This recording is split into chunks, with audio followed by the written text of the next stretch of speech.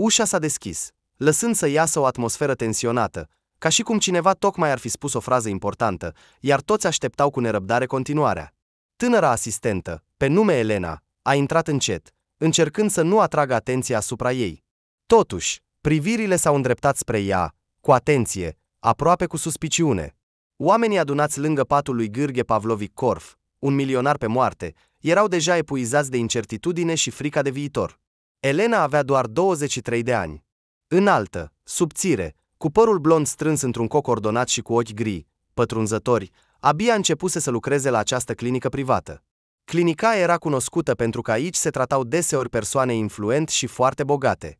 Personalul era selectat cu atenție. Nu doar abilitățile medicale erau importante, ci și capacitatea de a păstra secrete și de a rămâne calm în orice situație, chiar și în cele scandaloase.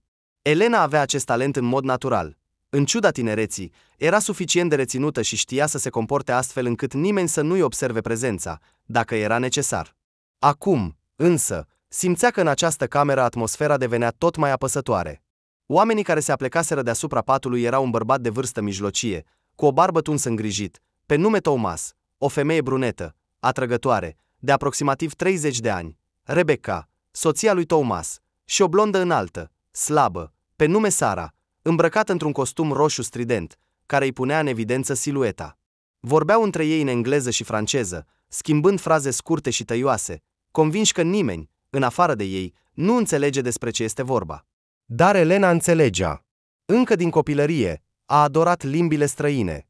Părinții ei, oameni simpli, dar mândri de realizările fiicei lor, au înscris-o în diverse cercuri, inclusiv cele de limbă. La școală, a studiat engleza în profunzime, apoi a învățat franceza pe cont propriu, ascultând cursuri audio, vizionând filme și citind articole. Stăpânirea acestor limbi era atât de bună încât, auzind o conversație fluentă, putea înțelege aproape totul, chiar dacă nu arăta. Această abilitate o ajută adesea să se orienteze în situații și, dacă era necesar, să tacă. Când oamenii își dezvăluiau detalii importante, credeau că nimeni nu îi înțelege. Așa s-a întâmplat și în acea zi. Elena a intrat să verifice aparatele, să schimbe punga cu soluția perfuziei, să-i ștergă fruntea pacientului sau să-i aranjeze plapuma. Toate acestea le-a făcut automat, dar auzul ei a prins fiecare cuvânt. Iar rudele, se pare, erau atât de absorbite de problemele lor încât nu bănuiau că personalul medical rus poate înțelege frazele lor complicate despre documente, moștenire, afaceri. Vorbeau despre asta deschis, fără rușine. Sub cearșafurile albe zăcea însuși Gheorghe Pavlovici Korf. Un bărbat în vârstă de aproximativ 78 de ani, cândva plin de energie, acum grav bolnav. Fața lui era palidă, sub ochi se formaseră umbre, iar buzele erau crăpate. Senzorii medicali monitorizau semnalele inimii, pulsului și tensiunii arteriale. Uneori, el își deschidea ochii, dar privirea îi era rătăcită. Era clar că se afla fie într-o stare de semiconștiință, fie sub influența puternică a medicamentelor, dar cu siguranță simțea prezența oamenilor din jur. Thomas s-a adresat lui Rebecca în engleză. Doctorul a spus că inima poate să se oprească în orice moment. Asta înseamnă că nu mai avem timp. Astăzi am discutat cu avocatul despre cum putem obține drepturile asupra părții rusești a afacerii. Dar pentru asta avem nevoie de un testament sau măcar de semnătura unchiului. Sara, auzind asta, a ridicat sprâncenele și le-a răspuns în engleză cu un accent francez barelai perceptibil. Nu înțelegeți că un om nu poate semna nimic dacă aproape nu este conștient? Ar părea o manevră. Și, în general, trebuie să existe un aspect moral în această problemă. Deja arătăm ca niște vulturi care plutesc deasupra patului lui. Poate ar fi mai bine să așteptăm până când va apărea ocazia să vorbim cu el mai clar. Thomas a scos un sunet iritat, aruncându-i Sarei o privire supărată. Să vorbim clar. Dar cine știe dacă va avea vreodată un moment de luciditate? Dacă își va reveni, s-ar putea întâmpla când va fi deja prea târziu. În plus, nu suntem singurii care pretind la averea lui. Ai văzut că aici este plin de rude îndepărtate, avocați și prieteni de familie. Ei vor să obțină și ei o bucată. Și nu am de gând să împart cu nimeni ceea ce aparține de drept familiei mele. Elena a auzit acest discurs și a simțit un fior. În spital, desigur, a observat cum rudele pacienților uneori se certau între ele, dar de obicei nu atât de deschis, mai ales în prezența unui om pe moarte. Se forța să-și păstreze o expresie impasibilă pe față, aranjând perna sub capul lui Gheorghe Pavlovici și ștergându-i încheieturile cu o soluție dezinfectantă înainte de injecție. Totuși, în interiorul ei, totul fierbea. Acești oameni discutau cu voce tare despre cum să obțină cât mai repede semnătura unui om pe moarte. În acel moment, în cameră a intrat Galina, o asistentă cu mulți ani de experiență. O femeie de aproximativ 40 de ani, deja obișnuită cu astfel de drame. A chemat-o pe Elena. Elena, vino, ajută-mă, trebuie să verificăm ceva în dosar. Elena a lăsat cu grijă materialele și a ieșit după ea. În coridor, unde era puțin mai puțin tensionat, Galina a întrebat încet. Vezi ce se întâmplă aici? Cu fiecare oră devine tot mai rău.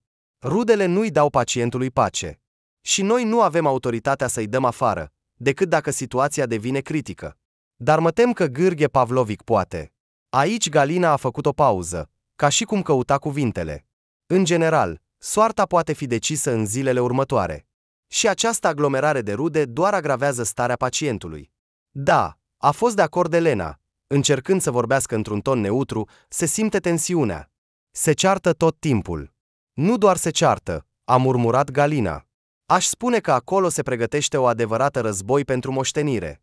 În general, fii atentă. Dacă se întâmplă ceva, cheamă-mă sau pe doctor. Nu te implica singur în conflicte.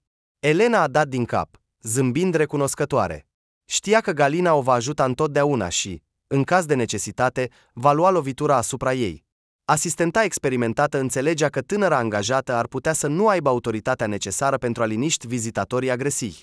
În curând, Elena s-a întors la îndatoririle ei, înconjurată de privirile ciudate ale rudelor. Părea că ei vedeau în ea doar o parte a fundalului spitalișesc, o persoană din personalul de serviciu care nu vorbește engleză sau franceză și, prin urmare, nu poate înțelege disputele lor zgomotoase.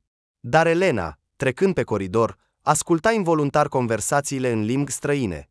Și treptat, imaginea completă se clarifica. Gheorghe Pavlovic Korf, proprietarul mai multor companii mari în Rusia și în străinătate, nu a lăsat un testament oficial clar. Sau, în orice caz, nimeni nu știa unde se află. Sau dacă există cu adevărat. Rudele mai tinere, precum Thomas, Sara, Edward, pe care Elena îl va vedea mai târziu, își stabiliseră de mult viața în străinătate, dar fiecare ramură a familiei pretindea la o parte din avere. În aceeași zi, în timpul zilei, au venit noi oaspeți Edward, un englez cu părul cărunt tuns îngrijit, și însoțitoarea lui, pe care a prezentat-o drept logodnica. Au apărut și alte rude îndepărtate, care vorbeau în italiană, ceea ce era deja mai greu de înțeles pentru Elena, dar prindea câte ceva. Toți s-au adunat la ușa camerei, cerând un răspuns de la medicul curant, dacă Gheorghe Pavlovic va supraviețui, dacă poate semna documentele, cât timp mai are. Doctorul, un bărbat de aproximativ 50 de ani, destul de obosit, încerca să răspundă diplomatic. Domnilor, facem tot ce putem. Rudele dumneavoastră se află într-o stare gravă. Prea multe neliniști în jur nu-i fac bine. Vă rog să-i dați liniște. Dar în răspuns se auzeau întrebări, replici în diferite limbi, murmure de nemulțumire. Elena, stând aproape, a început să-i fie milă de medic, care s-a dovedit a fi o static al acestei situații. Ea trecea pe lângă ei, încercând să nu se întâlnească cu privirile străinilor agitați, pentru a nu provoca o nouă rundă de întrebări.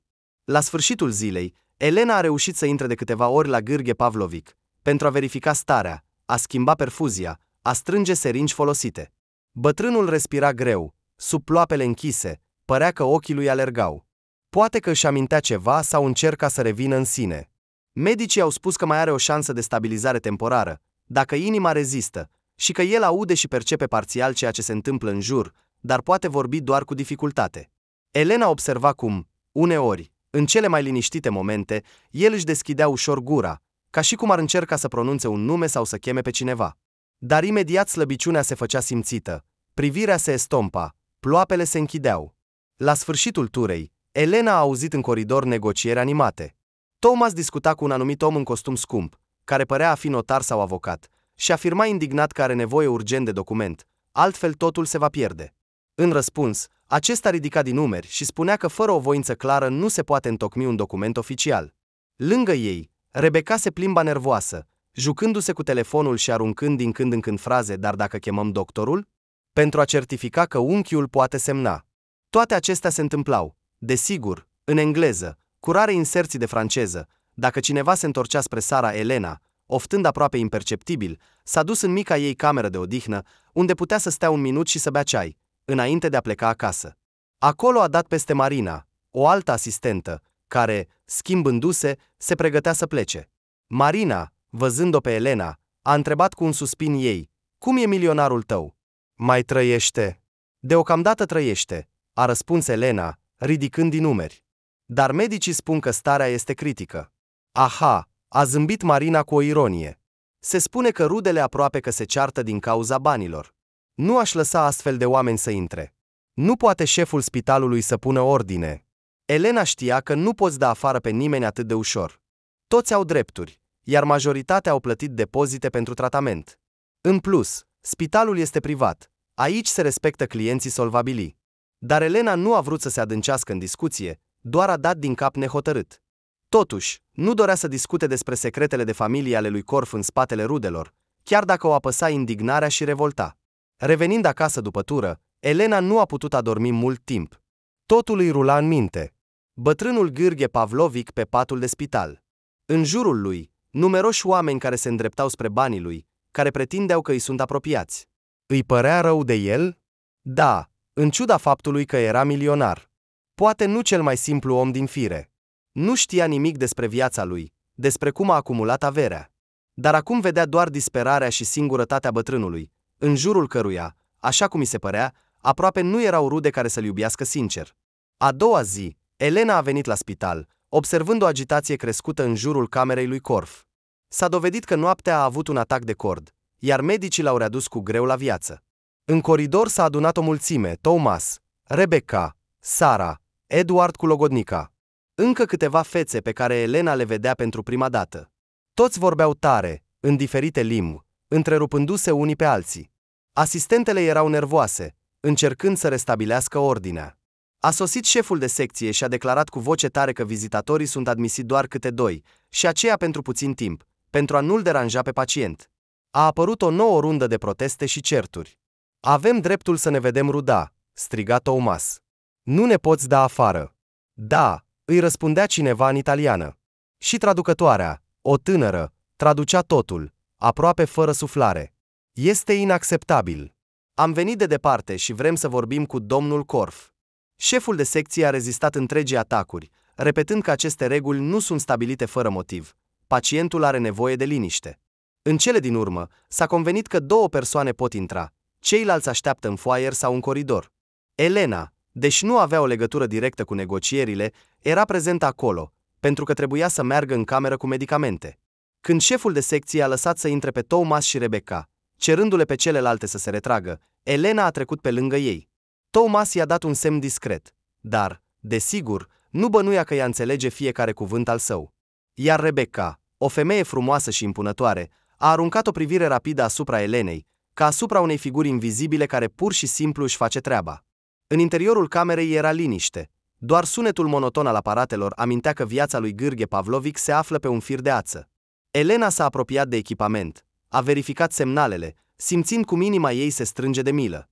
Bătrânul zăcea, parcă cufundat într-un somn greu. Cu fiecare minut, respirația lui părea tot mai slabă, dar medicii spuneau că sunt momente când el devine puțin mai conștient. Thomas s-a plecat spre Gheorghe Pavlovic, vorbind încet în rusă, cu un accent puternic, dar destul de clar. "Unchiule, eu sunt Thomas. Mă auzi?" Buzele bătrânului s-au mișcat ușor. Elena a prins un sunet scurt, dar nu a înțeles ce a spus. Thomas a scos un oftat stins, ca și cum ar fi cerut milă, iar Rebecca s-a apropiat și ea, ținându-le de mână pe soțul ei și spunându-i ceva cu voce joasă, deja în engleză. "Spune-i că vrem doar să ajutăm." Apoi s-a întors spre pacient, repetând: "Gheorghe, vrem să te ajutăm, vrem să fim aproape." Elena a dat din cap, aproape imperceptibil. Din conversațiile din coridor, știa foarte bine ce ajutor voiau să-i ofere Thomas și Rebecca, să-l determine pe milionar să semneze documentele care le-ar oferi controlul asupra companiilor sale rusești. Totuși, niciun notar și niciun avocat în deplinătatea minții nu ar accepta asta când pacientul se află într-o stare critică și nu poate înțelege ce semnează. Dar Thomas părea să spere la o minune sau la o breșă în lege. Când Elena și-a terminat treburile, a ieșit, lăsându-i pe Thomas și Rebecca singuri cu unchiul, desigur, cu permisiunea medicului. În coridor a văzut imediat grupul celorlalte rude. Sara vorbea repede în franceză cu un tânăr cu ochelari, gesturile ei trădând o mare neliniște. Edward stătea puțin mai departe, vorbind la telefon în engleză impecabilă, ridicând din când în când ochii spre tavan, ca și cum ar fi fost iritat de cuvintele de la celălalt capăt. Elena auzea fragmente. Nu se știe dacă va semna. Oricum ar fi, este ilegal. Ce se va întâmpla cu activele din străinătate? În fața ei se anunța o tură lungă, iar ea avea un sentiment că va mai vedea astfel de certuri.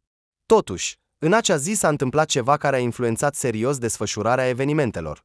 Aproape de seară, starea lui Gheorghe Pavlovic s-a agravat brusc. I-a crescut temperatura, tensiunea a început să fluctueze, iar aritmia a început.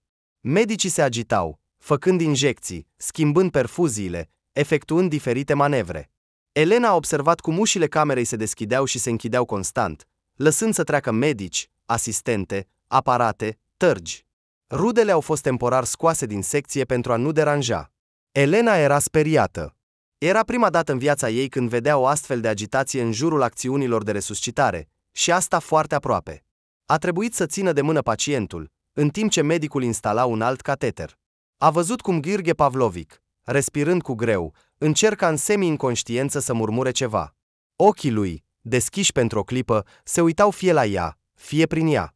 Totul va fi bine, a murmurat Elena automat. Ține-te, suntem aici. Părea că bătrânul voia să spună o frază, dar cădea din nou în starea de inconștiență. Medicii, un tânăr rezident cu o față concentrată, a strigat: Elena, ține seringa, dă-n când îți spun. Ea a executat, fără să pună întrebări, clar și mecanic.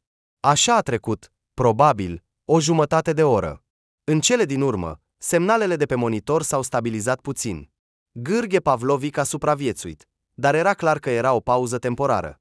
În coridor, auzind că criza a trecut, rudele au început să se agite și să ceară cu insistență să fie lăsate să-l vadă pe unchi.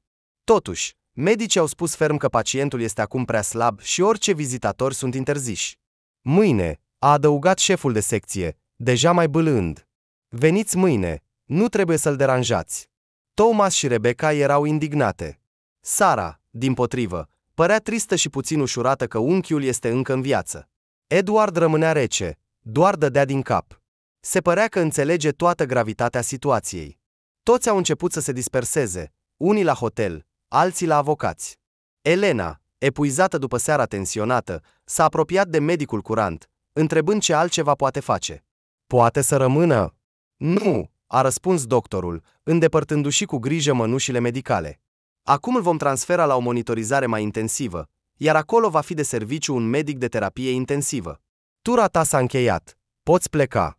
Mâine vii. Continui. El a privit-o pe Elena și a adăugat puțin mai bâlând: mulțumesc pentru ajutor. Elena, ești o fată bună. Acestea au fost cuvinte simple de laudă, dar i-au rămas în suflet. Căci, de fapt, îi era frică că se va pierde într-o situație de urgență. Totuși, s-a descurcat și nu a dezamăgit echipa. A doua zi, Elena urma să vină la tura de zi. În coridorul din fața camerei, rudele s-au adunat din nou. De la cineva a auzit că a avut o a doua criză în aceeași zi. Medicii spun că nu va rezista până la sfârșitul săptămânii. Elena a aruncat o privire furtivă spre oameni. Cineva o privea înapoi cu o rugăciune, cineva cu dispreț, cineva cu speranța de a obține măcar o informație. Când a venit timpul vizitei, Elena a intrat în cameră împreună cu doctorul. Gheorghe Pavlovic zăcea, părea că este în semiconștiință. Era conectat la un aparat care monitoriza respirația, dar încă putea, deși cu dificultate, să-și deschidă ochii. Doctorul a verificat semnalele, a făcut notițele necesare. Apoi i-a spus Elenei să schimbe perfuzia și a avertizat-o că, în câteva ore, cel mai probabil, pacientul va trebui să fie examinat din nou. Elena a rămas singură cu bolnavul. Cu grijă, aproape cu bâlâândețe, a aranjat cearșaful, a urmărit aparatele, încercând să nu facă niciun gest brusc. Și deodată a observat că Gheorghe Pavlovic și-a deschis ochii și se uită direct la ea, ca și cum ar încerca să spună ceva. Elena s-a aplecat, dar în acel moment a văzut că buzele lui se mișcă fără sunet. S-a aplecat mai aproape, cu o ușoară tremurare. Te simți rău? Să chem doctorul. A făcut un gest slab de negare cu capul. Apoi, foarte încet, abia auzind, a șoptit rere. Rude, Elena a înțeles despre ce vrea să întrebe. Ei sunt aici. Dar medicii nu permit încă să vină la tine. Ai nevoie de liniște. Bătrânul a închis puțin ochii, iar apoi, umedându-și buzele, a șoptit: cine dintre ei? Vorbirea era fragmentată, știrbă, dar Elena a ghicit că vrea să știe cine anume a venit. A spus încet și bâlând, aici sunt Thomas și soția lui. A venit Sara și Edward. Și alții, mai îndepărtați. Toți așteaptă în coridor sau în hotelul din apropiere. Încearcă să se înțeleagă cu medicii pentru o vizită.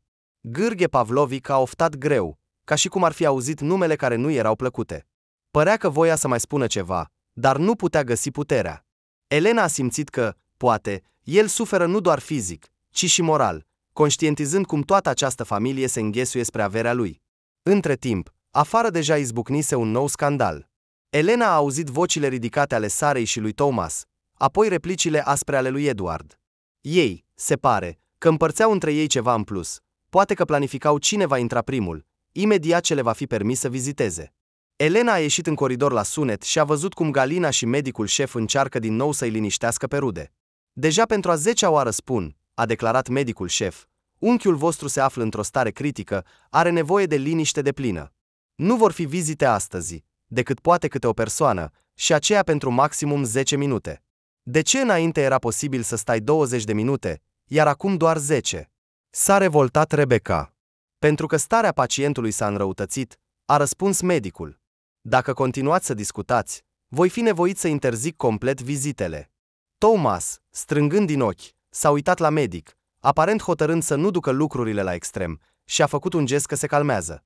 Sarah, dimpotrivă, părea că nu-i pasă dacă o vor lăsa sau nu. Se plimba în sus și în jos, distrată, uitându-se la ecranul telefonului, aruncând din când în când replici în franceză. Elena înțelegea doar atât. E o nebunie, nu se poate aștepta liniștit la o decizie. Probabil că nu va reuși să semneze. Trebuie să ne pregătim pentru ce e mai rău. La un moment dat, Elena a prins privirea Sarei. Aceasta s-a apropiat brusc, ca și cum ar fi vrut să întrebe ceva.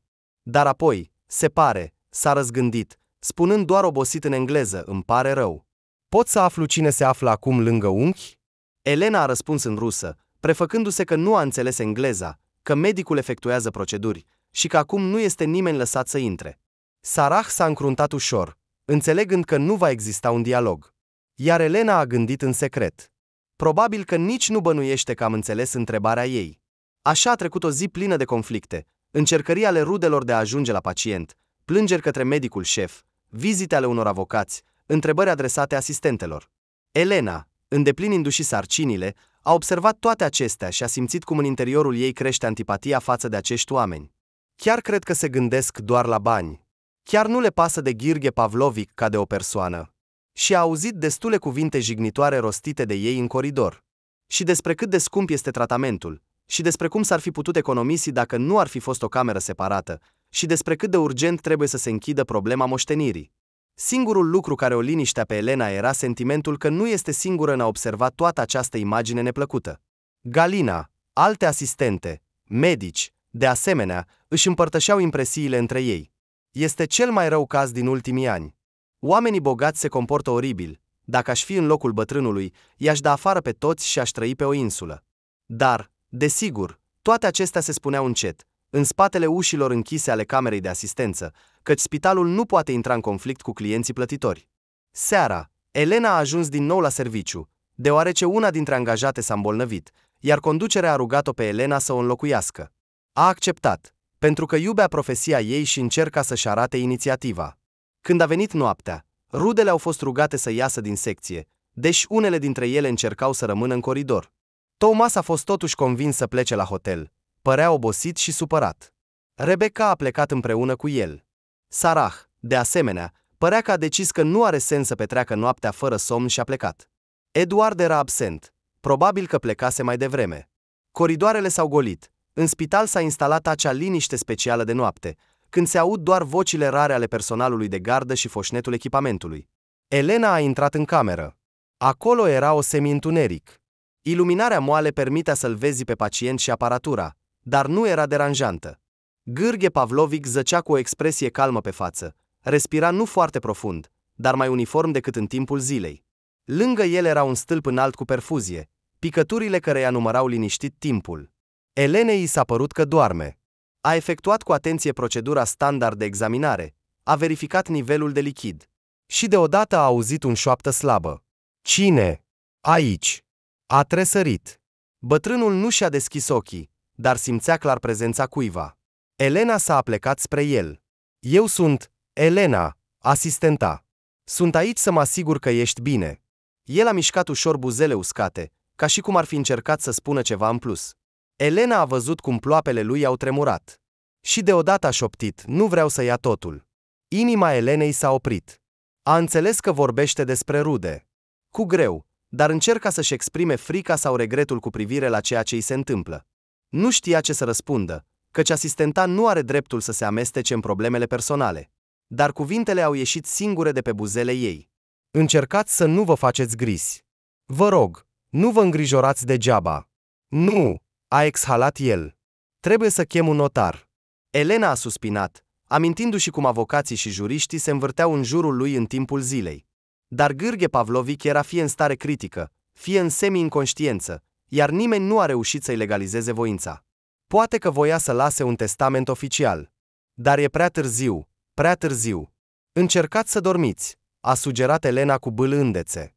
Mâine dimineață. Poate medicul va decide dacă se poate chema notarul. Bătrânul a dat din cap ușor. Părea că începe să cadă în somn. Elena a stat lângă el câteva minute, urmărind perfuzia și indicațiile monitorului. În interiorul ei, totul se strângea de milă și înțelegere, căci, cel mai probabil, dimineața ar putea avea loc o nouă criză. Noaptea a trecut monoton, dar spre dimineață, Gheorghe Pavlovic a început să se miște neliniștit, gemând. Elena, intrând în cameră, a văzut că pulsul se accelerează. A chemat medicul, au administrat sedative, stabilizând ritmul cardiac. Dar devenea clar că mai avea foarte puțin. Elena nu putea scăpa de gândul cât de teribil este să mori înconjurat de astfel de oameni, care se gândesc doar la bani. La 7 dimineața, rudele au început să se întoarcă. Primul a sosit din nou Thomas, urmat de Rebecca, puțin mai târziu Sarah și Edward. De data aceasta, toți păreau paliziți și obosiți, probabil realizând că sfârșitul este cu adevărat aproape. Evitând certurile zgomotoase, au cerut medicilor să le permită să se întâlnească cu unchiul. Medicii au fost de acord să lase doar câte o persoană pentru o perioadă scurtă, pentru a nu supra-solicita pacientul. Prima a intrat Rebecca. Din politețe, Elena a condus-o în cameră, dându-i din cap să vorbească încet. Rebecca s-a aplecat spre bătrân. Gheorghe, eu sunt soția lui Thomas. Știu că poate nu mă iubești, dar trebuie să înțelegi, vrem să păstrăm tot ce ai creat. Thomas respectă munca ta, afacerea ta. Te rog, lasă-ne să continuăm afacerea. Vocea ei suna uniform, dar Elena, care înțelegea totul, acum și în engleză, simțea că nu există nicio fărâmă de dragoste sinceră în ea.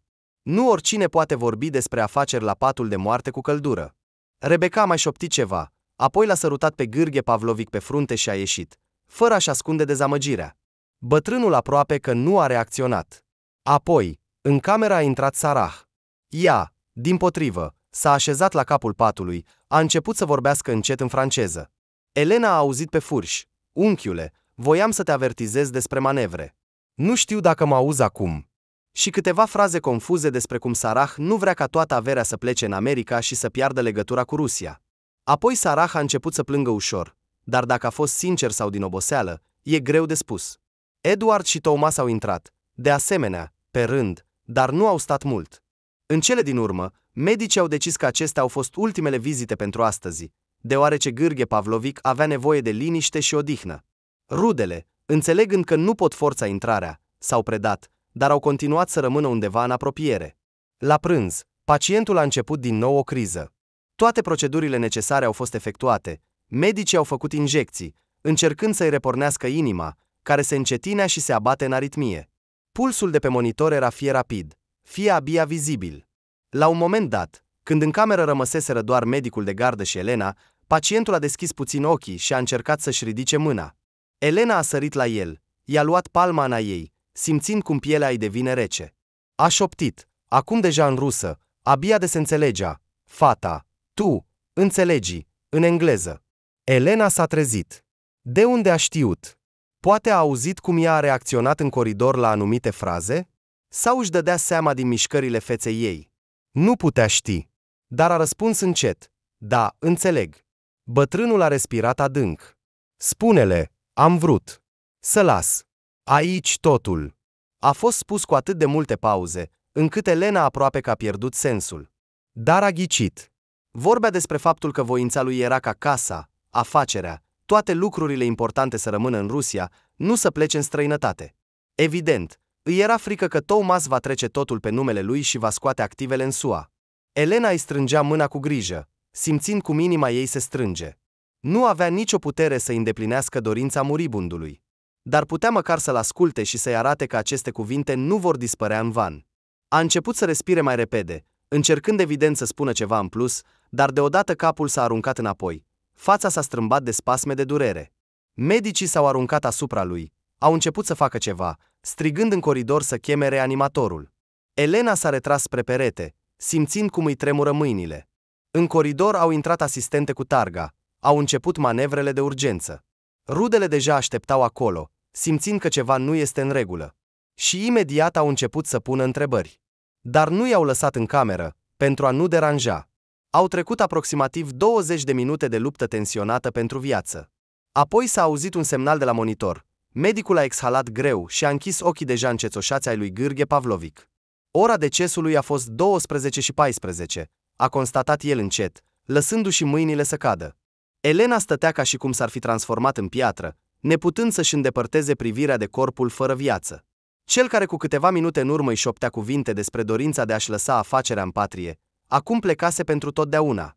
Medicii au bătut-o pe umăr pe Elena. Totul, am terminat.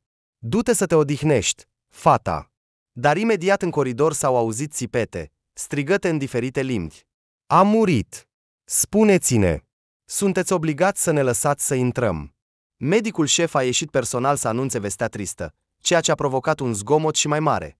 Sarah, se pare, a început să plângă, acoperindu-și fața cu mâinile. Thomas stătea palid, ascunzând cu greu sentimentele amestecate, fie groază, fie supărare, fie durere. Rebecca părea tensionată, buzele ei se strângeau într-o linie subțire. Edward, căzând greu pe un scaun, s-a apucat de cap. Alți rude îndepărtate parcă nu știau ce să facă mai departe. Unii încercau să afle în șoaptă dacă există un testament, alții discutau cu juriștii. Elena trebuia să iasă, dar nu putea să facă asta. Picioarele parcă refuzau să se miște. După câteva secunde, totuși, s-a forțat să pășească peste pragul camerei și, văzând toată această caruselă de durere, agresiune și calcul, a simțit o dorință acută de a-și închide urechile. Ar fi preferat ca acum toți să se ridice în tăcere, aproape în memoria celui decedat. Dar în schimb auzeau fragmente. Cine răspundea pentru testament? Unde sunt documentele? Nu a fost semnat nimic. Domnilor, a spus medicul șef calm. Înțeleg starea voastră, dar haideți să discutăm toate acestea mai târziu. Acum trebuie să întocmim certificatul de deces. Corpul va fi pregătit pentru transport la morgă. Vă rog să eliberați coridorul. Rudele continuau să se exprime haotic. Unii au început să sune avocații, alții s-au îndreptat spre medicul șef cu plângeri. Elena a trecut pe furș, cu ochii în jos, și a intrat în camera de odihnă, unde erau Galina și încă câteva asistente. Închizând ușa în urma ei, Elena a simțit cum o cuprind plânsete mari și tremurătoare. Ei bine, totul, draga mea. Galina a îmbrățișat-o. Înțeleg, e greu. Când vezi moartea în față, este întotdeauna un șoc. Chiar și atunci când te pregătești pentru ea. Elena a șters doar ochii, el a vrut să spună ceva înainte de moarte. Îi era frică pentru casa lui, pentru tot ce a creat, iar acum nu mai este. Asistentele s-au privit cu compasiune, dar consolare era puțină. Viața își urma cursul, se completau documentele, medicul șef scria concluzia, rudele se adunau, se pare, deja pentru organizarea înmormântării. Elenei nu-i rămânea decât să-și amintească ultimele cuvinte ale lui Gheorghe Pavlovic și să sufere, căci nimeni nu știe ce a spus el. Se consideră că nu există testament. Asta înseamnă că acum totul va fi împărțit conform legii, iar rudele, cel mai probabil, vor împărți totul. În zilele următoare, spitalul a fost plin de zvonuri. Și rudele erau pe fază, fie completând acte, fie cerând medicilor un raport despre tratament, încercând să înțeleagă dacă l-ar fi putut salva pe Gheorghe Pavlovic. A început dansul obișnuit după astfel de morți. Elena încerca să se țină deoparte. Se plimba prin secție, îngrijind alți pacienți. Prindea priviri de la Thomas, Sarah, Edward. Dar nimeni nu se adresa ei. Pentru ei era doar o parte a personalului de serviciu. Totuși, în a doua sau a treia zi după moartea lui Gheorghe Pavlovic, Elena l-a văzut în coridor pe unul dintre avocați. Se părea că era cu Thomas în ziua în care acesta a cerut semnătura unchiului. Avocatul vorbea cu asistentele, încercând să afle dacă pacientul a spus ceva despre testament în ultimele minute. Galina a răspuns că pacientul înainte de moarte a fost mai mult în inconștiență. Nu a dat indicații clare. Avocatul a aruncat o privire către Elena, dar, se pare, neconsiderând necesar să pună întrebări asistentei, a renunțat. În aceeași seară, Elena a auzit pe furși cum Thomas striga la cineva dintre oamenii săi: "Trebuie să găsim măcar ceva. Altfel, totul va ajunge la acești veri europeni." Și a început o serie de înjurături. Elena a trebuit să ia o decizie, să spună adevărul despre ceea ce a auzit sau să tacă. Pe de o parte, cuvintele ei nu aveau putere juridică. Chiar dacă ar fi spus că Gheorghe Pavlovic a vrut ca casa și afacerea să rămână în Rusia, cine ar crede-o? O vor acuza că a inventat asta sau că a fost mituită de concurenți. În plus, nu avea dovezi. Pe de altă parte, simțea că nu sunt lucruri de neglijat. Bătrânul i-a încredințat ultimele sale cuvinte, chiar dacă neclar, dar a fost o rugăminte sinceră. Decizia a venit neașteptat, când Elena s-a întâlnit în coridor cu Sarah, care s-a dovedit a fi cea mai rațională dintre rude, pentru că și exprima deschis îndoielile cu privire la intențiile oanest ale lui Thomas. Sarah, văzând-o pe Elena, a întrebat politicos în rusă, puțin stângaci, dar încercând: "Îmi pare rău, ai lucrat aici când unchiul meu a murit?" Elena a dat din cap. "Da, am fost asistenta de gardă." Sarah, scăzând vocea, a adăugat deja în engleză: "Poate știi dacă a spus ceva important înainte de moarte? Încerc să adun câteva firicele despre dorințele lui reale. Dacă nu există testament, atunci conform legii totul se va împărți între rude. Dar sunt sigură că avea intenții speciale pe care nu a reușit să le formalizeze." Elena a înghițit un nod, simțind că acum fie va spune totul, fie va pierde ocazia. Adunându-și curajul, a răspuns încet, tot în engleză. A spus că vrea ca casa și afacerea să rămână în Rusia. Se îngrijora că Thomas va lua totul în străinătate. Sarah și-a deschis ochii. "Înțelegi engleza?" S-a mirat ea, apoi a realizat sensul spuselor. "Și el a spus cu adevărat asta?" Elena a dat din cap cu sinceritate. "Da, a vorbit fragmentat. Era slab. Dar a repetat că vrea să lase totul aici. Sunt sigură că se referea la proprietăți. A cerut să cheme un notar, dar nu am reușit." Sarah părea că a fost lovită de un șoc. Se părea că inta să aibă încredere în cuvintele tinerei asistente. Dar, văzând cu câtă amărăciune sinceră Elena pronunță asta, a înțeles că nu minte. Sarah a mulțumit în tăcere. "Mulțumesc. Nu sunt sigură că ne va ajuta în sens juridic.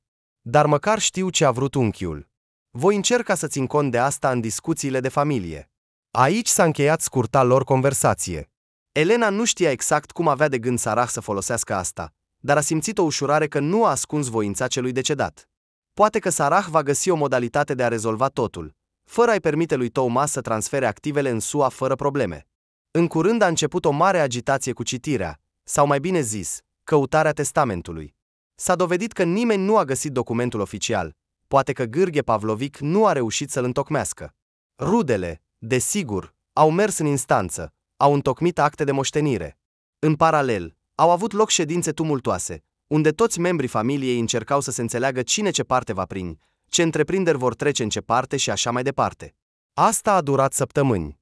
Elena și-a continuat munca de rutină, fără a se mai implica în aceste certuri, dar uneori auzea fragmente că Thomas cere partea leului, Sarah vrea să păstreze anumite active în Rusia. Edward se interesa de filialele din străinătate. La câteva luni după moartea lui Gheorghe Pavlovic, Sarah a venit din nou la spital, de data aceasta însoțită de avocatul ei, un domn reprezentativ de vârstă medie. Au întrebat dacă pot discuta cu personalul medical care a fost prezent la ultima spitalizare. Medicii au permis, atâta timp cât totul va fi în conformitate cu legea. Așa că câțiva angajați, inclusiv Elena, s-au adunat într-o mică sală de conferințe. Sarah a explicat: "Încerc să reconstruiesc imaginea ultimelor zile din viața unchiului meu. Vreau să înțeleg dacă intenționa cu adevărat să semneze vreun document. Am dreptul să afirm că voința lui a fost să păstreze afacerea în Rusia. Am nevoie de mărturia voastră. Dar promit că nu voi pune pe nimeni în dificultate. Vă rog doar să spuneți adevărul." Elena înțelegea că acum totul ar putea ieși la iveală și că ceea ce a auzit ea, personalul inferior, în ultimele cuvinte. Dar ea deja împărtășise asta cu Sarah. Cu atât mai mult, Ceilalți colegi, în esență, nu puteau adăuga nimic. Aproape nimeni nu a fost prezent în momentul morții, în afară de medicul care a ajuns la final. Asistentele au văzut doar starea generală a pacientului. Elena era singura care auzise cererea clară. Sarah a întrebat-o direct. Elena, te rog, repetă, ce a spus unchiul în ultimele minute? Ai spus că a menționat dorința de a lăsa afacerea în Rusia. Elena a simțit cum privirile colegilor s-au îndreptat spre ea. Medicii șehi s-au alarmat. Poate că se temeau că aceasta ar fi o intervenție în viața personală a pacientului. Dar Elena a adunat curajul și a repetat. Da, Gheorghe Pavlovic, era foarte slab, dar a spus literalmente, să lase totul aici, și a mai menționat că se teme că totul va fi dus în străinătate. Sunt sigură că a vrut ca casa și afacerea să rămână în patrie. Mulțumesc, a dat din cap Sarah și s-a întors spre avocatul ei. Ați auzit? Sper că asta poate fi folosit cumva. Avocatul a spus cu grijă. Desigur, mărturiile sunt foarte importante. Totuși, fără un testament oficial, aceasta nu are putere juridică. Dar în cazul în care familia va ajunge la un acord privind distribuția activelor, putem să ne bazăm și pe aspectele morale, confirmate de mărturiile martorilor. Medicii șehi s-au încruntat. Nu mi-ar plăcea ca angajații clinicii să fie implicați în procese judiciare. Sarah a asigurat că aceasta este o poveste pur familială și că, dacă va fi nevoie, Elena va fi doar un martor al bunăvoinței, nu mai mult. Medicii șehi au dat din cap cu reluctanță. Se părea că și el simțea compasiune pentru Elena, înțelegând în ce situație s-a aflat. În cele din urmă, disputele între rude au continuat încă câteva săptămâni.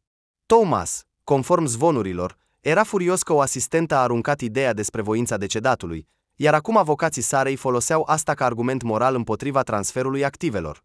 Dar nu putea contesta asta, căci nu avea dovezi directe ale minciunii. Elena evita întâlnirile cu Thomas și Rebecca, dacă apăreau în spital, încercând să rămână în umbră. În cele din urmă, Marele Consiliu de Familie, despre care s-a vorbit mult, a avut loc în casa de la țara lui Corf. Sarah a invitat-o pe Elena ca martor tăcut, asigurând-o că asta ar putea ajuta la rezolvarea problemei într-un mod uman. Elena a eitat mult, dar totuși a decis să meargă, simțind o datorie morală față de cel decedat. Întâlnirea semăna cu o scenă dintr-o telenovelă, un spațiu mare în sufragerie. Un șemineu masiv, o masă lungă, la care s-au așezat Thomas, Rebecca, Edward cu soția sa, Sarah, o pereche de veri îndepărtați și avocații. Fiecare avea propriul traducător sau avocat. Elena stătea în colț, simțindu-se inconfortabil. Ea era o simplă asistentă medicală, îmbrăcată în blugi și o bluză modestă, iar în jurul ei erau costume și rochii scumpe. Dar Sarah a intervenit ferm, anunțând că, conform spuselor asistentei care a fost prezentă în ultimele momente ale vieții, Gheorghe Pavlovic a dorit să-și păstreze casa și afacerea în Rusia și a cerut să se țină cont de acest lucru la împărțirea bunurilor. Thomas a explodat de indignare. Cum puteți să vă bazați pe cuvintele personalului medical junior? Asta e o nebunie. Poate că a fost mituită. Unde sunt garanțiile că nu minte? Elena s-a făcut roșie, simțind frică. Dar Sarah nu s-a dat bătută. Nimeni nu a mituit-o. Ea este o fată simplă și nu are interese personale. Cuvintele ei sunt susținute și de logica generală. Unchiul a vorbit mereu despre importanța păstrării rădăcinilor. El a construit o companie în Rusia toată viața și s-a mândrit cu ea. Personal, el nu a planificat niciodată să renunțe la tot și să plece. Unii dintre rude au susținut-o pe Sarah, alții au început să se îndoiască, a început o dispută. Rebecca a privit-o rece pe Elena și a spus: Fată, dacă ai inventat toate acestea, nu îți va fi bine. Dar Edward a propus o soluție de compromis. Să păstrăm casa în Rusia, să o facem proprietate de familie fără drept de vânzare. Iar partea de afacere, care oricum era orientată spre Statele Unite, să o conducă Thomas în străinătate. Dar nu tot. În cameră s-a ridicat un zgomot. Unii spuneau că este o idee rezonabilă, alții se opuneau, spunând că afacerea nu poate fi centralizată astfel. Thomas striga că vrea un pachet de control, nu acțiuni limitate. Sarah, dimpotrivă, se bucura că măcar o parte rămâne în Rusia. În cele din urmă, după lungi dispute, au fost nevoiți să recunoască că fără testament se poate judeca la nesfârșit, dar mai bine este să găsească un consens. Sub presiunea argumentelor Sarei și a unor rude, Thomas, deși cu inima strânsă, a cedat. Casa Corfa și o parte din activele cheie rămân în Rusia sub administrare colectivă, iar filialele externe și o parte din resursele lichide se duc către cei care doresc să le scoată în străinătate. Elena a văzut că Thomas era nemulțumit de rezultate, o privea cu ură, dar nu mai putea face nimic, majoritatea rudelor, avocații, Edward și verii îndepărtați au decis să susțină această voință morală a defunctului. Poate.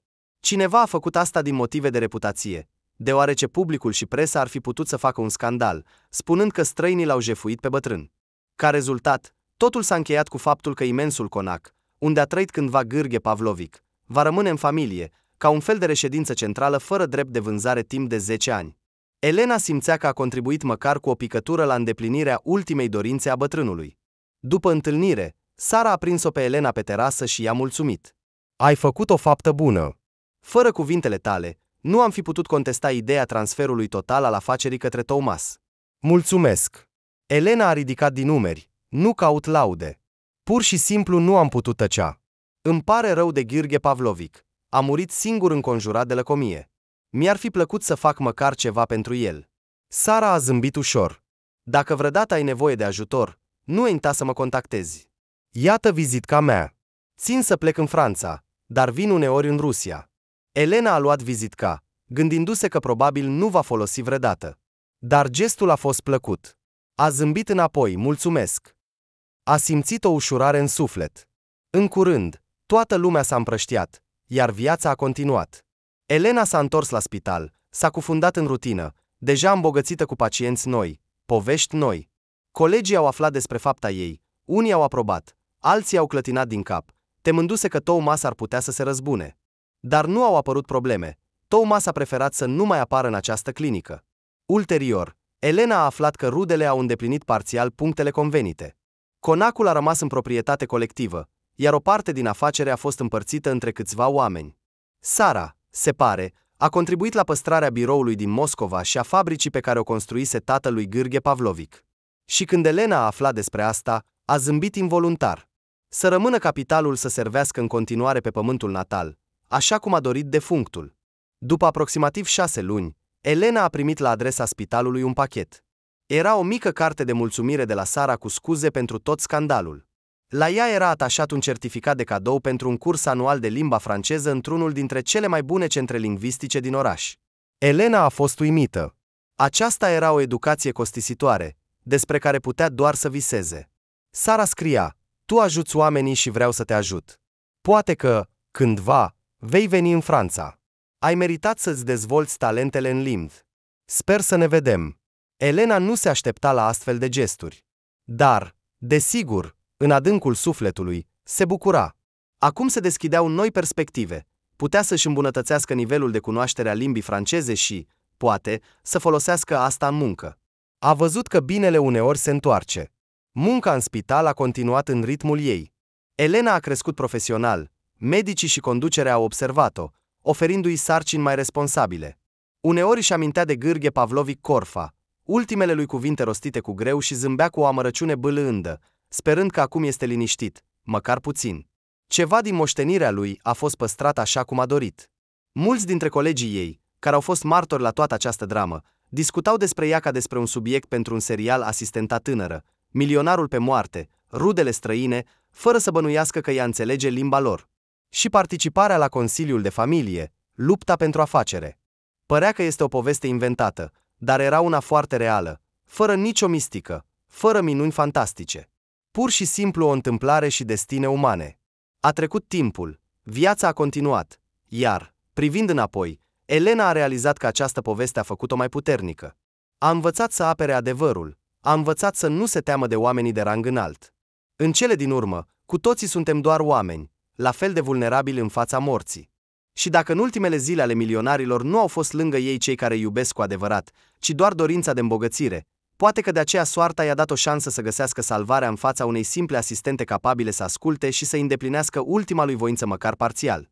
Când Elena le povestea rudelor sale, mamei și surorii mai mici, despre această dramă, ele ascultau cu gura căscată, pentru că părea aproape nereal. Sora repeta admirativ: Elena, ești o eroină. Mama însă clătina din cap cu tristețe. Bietul bătrân în așa o companie. Dar în același timp se mândrea cu fiica ei, că Tania s-a temut să spună adevărul și nu s-a temut de oamenii mari. Seara, Elena a început să studieze franceza, folosind certificatul trimis de Sara, se cufunda în manuale, practica vorbirea cu profesorii din centrul lingvistic. Uneori se gândea, poate că într-o zi voi merge cu adevărat în Franța. Poate că voi deveni traducător medical sau voi obține un stagiu. Visurile ei păreau că nu mai sunt atât de inaccesibile. Așa a decurs totul, în mod constant, deși cu un sentiment de greutate din cauza cât de greu a fost această poveste în viața ei. Dar cel mai important, Elena știa că a făcut o faptă bună, păstrând o fărâmă de justiție și, poate, sufletul acelui om care a părăsit această lume înconjurat de priviri lacome. În tot acest timp, nu a regretat niciodată că nu a tăcut. Viața în spital a învățat-o că fiecare om are ceva important de spus în ultimele sale momente. Și dacă în acel moment va fi cineva capabil să asculte, este o mare milă. Elena a avut parte de o astfel de încercare. Să devină acea voce care a adus ultima cerere a muribundului, chiar dacă a reușit să o îndeplinească nu în întregime, ci măcar parțial. Și deși în viața reală nu totul se termină cu un final fericit, aici a fost un final, poate nu simplu, dar totuși demn. Casa lui Gheorghe Pavlovici Corfa a rămas în țara lui, iar o parte din afacere a continuat să funcționeze pentru economia rusă. Poate că în viitor se va schimba ceva, dar în momentul încheierii tuturor formalităților, rudele nu au putut să răstoarne complet voința defunctului.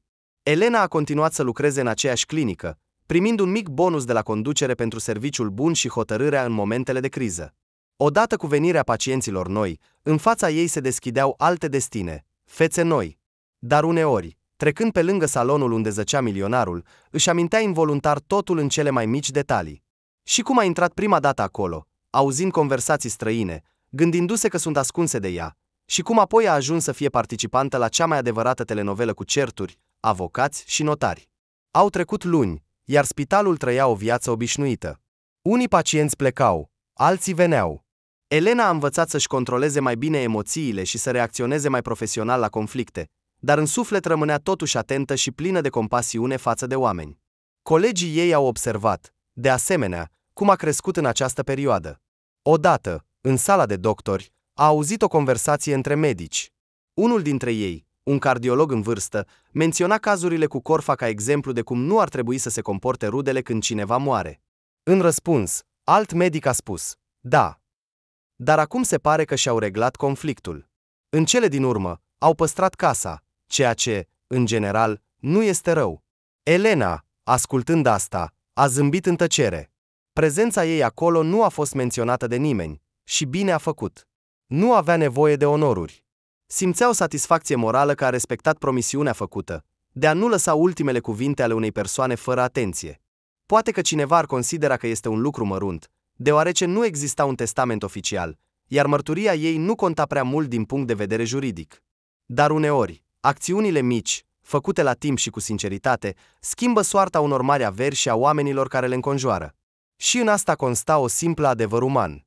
După încă 6 luni, Elena a primit o veste. Sara dorea să o invite în Paris, pur și simplu în vizită, să-i arate cum trăiește Centrul Medical European. Înțelegând că timpul vacanței se apropie, Elena s-a gândit serios. Poate că ar trebui să plece? Acum am un bun nivel de franceză. Chiar voi putea să comunic cu localnicii. Și în adâncul sufletului simțea că ar fi un pas minunat înainte în dezvoltarea ei. În cele din urmă, Elena s-a așezat și a scris un e-mail Sarei, la adresa pe care aceasta i-a dat-o. Bună, draga Sara, mulțumesc pentru invitație. Am absolvit un curs de 6 luni și acum vorbesc mai liber în franceză. Pot veni timp de o săptămână la sfârșitul lunii viitoare. După câteva zile a venit un răspuns, vesel și prietenos. Bineînțeles. Te aștept cu nerăbdare, te voi prezenta unor medici minunați. Sunt sigură că îți va plăcea. Dar aceasta este deja o altă poveste, care abia începea.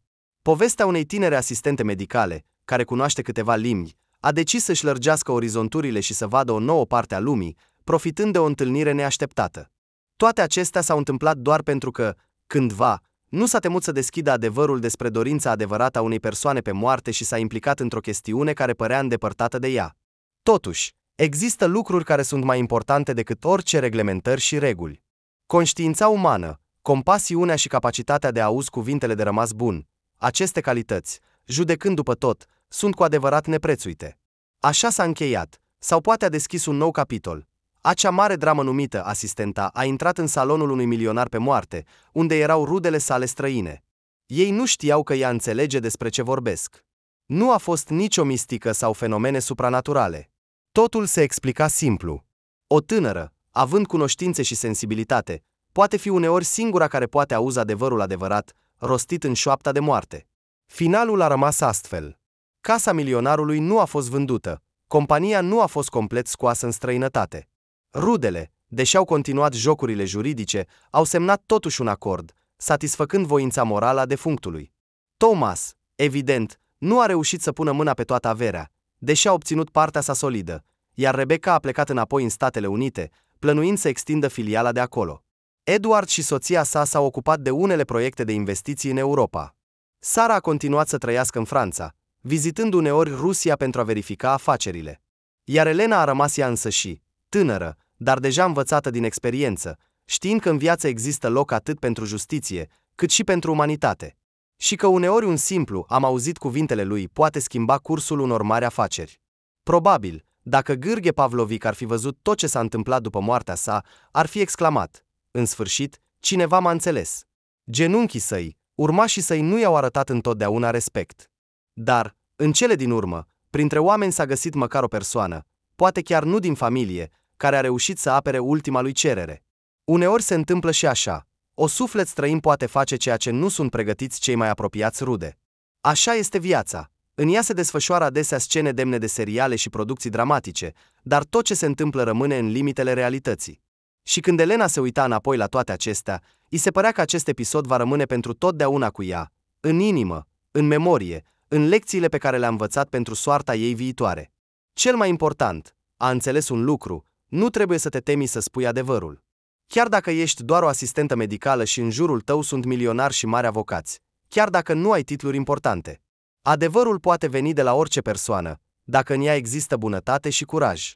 Și în acel moment, în salonul de moarte, unde se auzea șoapta răgușită a unui vechi om de afaceri, tocmai urechile ei au auzit ultima voință, iar inima ei a păstrat aceste cuvinte și le-a transmis. Așa s-a încheiat povestea care a început cu scârțâitul ușii spitalului, pașii prudenți ai Elenei și privirile suspicioase ale rudelor străine, care au decis că tânăra asistentă nu înțelege nimic. Dar s-au înșelat. Uneori, tocmai cei care par invizibili și surzi, aud și văd cel mai mult. Și cu o voce tăcută a justiției pot schimba soarta unei mari moșteniri. În asta constă esența eroilor invizibili care trăiesc lângă noi. Și poate că sunt foarte multe Elene în întreaga lume, oameni care nu doresc faimă sau bogăție, ci pur și simplu fac bine și nu trec pe lângă, când aud chemarea unui muribund, și, poate, din acest motiv, lumea devine puțin mai bună și mai umană.